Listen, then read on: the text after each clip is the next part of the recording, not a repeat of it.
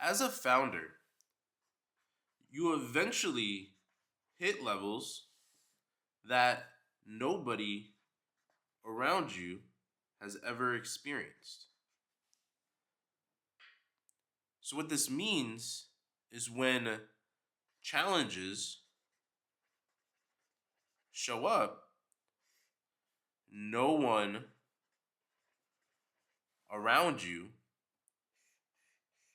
can help because they have never experienced what you are going through. Not family, friends, business associates,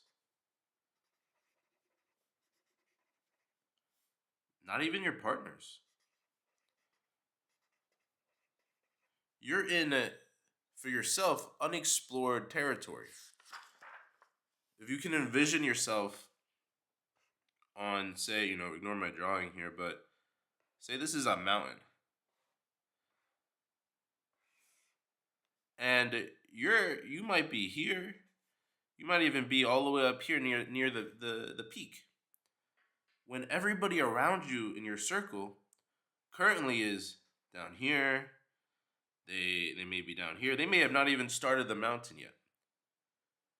So from their eyes, they may try their best, but their answers, their advice may come off as misunderstood or shallow.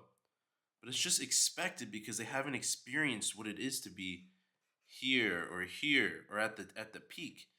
And most people, when they see you on top, they see this as success. They don't see the problems.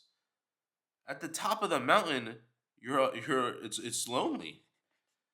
The air's thinner.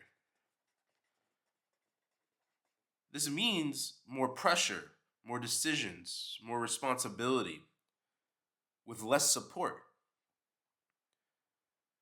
And as a founder, when you have less support, you don't have anyone around you to help you think, what happens is you clog your mental real estate.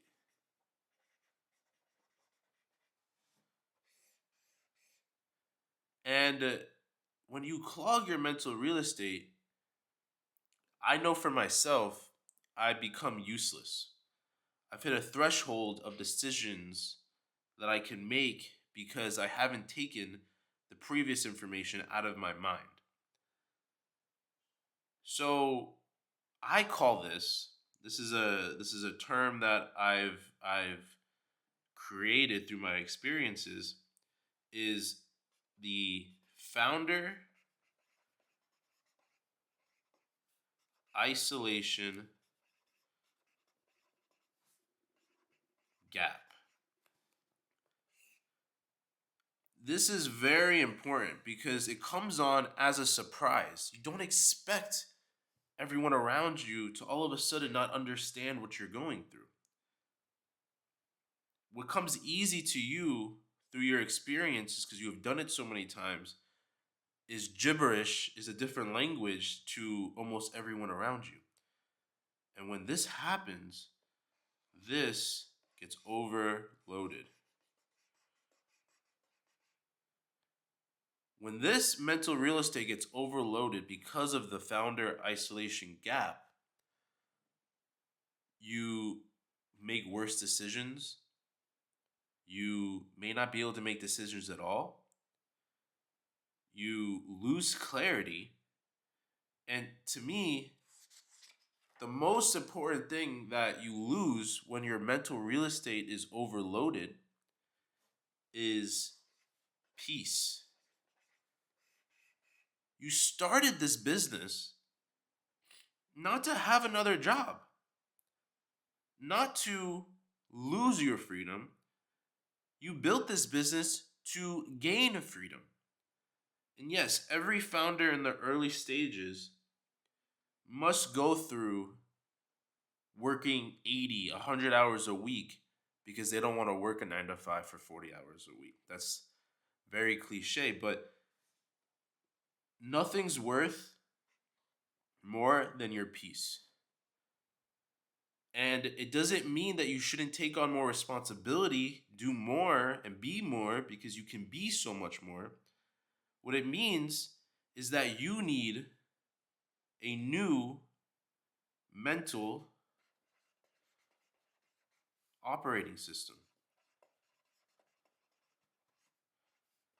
The way you handle pressure, the way you handle stress, the way you handle decisions, the way you manage your team, the way you manage your finances. It's not the same when you were doing 10K a month, when you were doing 30K a month. As you continue to grow to 100, 300, $1 million a month, this needs to grow as well. This can't stay stagnant. You're either growing or you're dying. And as a founder, if we want our businesses to keep growing, we need to grow our mental operating system as well. And this means learning how to think at higher levels. And thinking was never meant to be a solo act. You don't have to do it alone.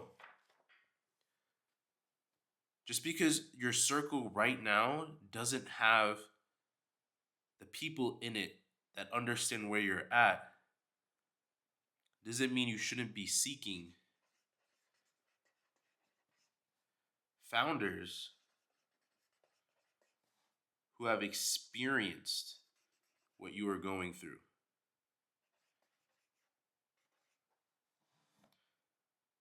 Ignore my spelling.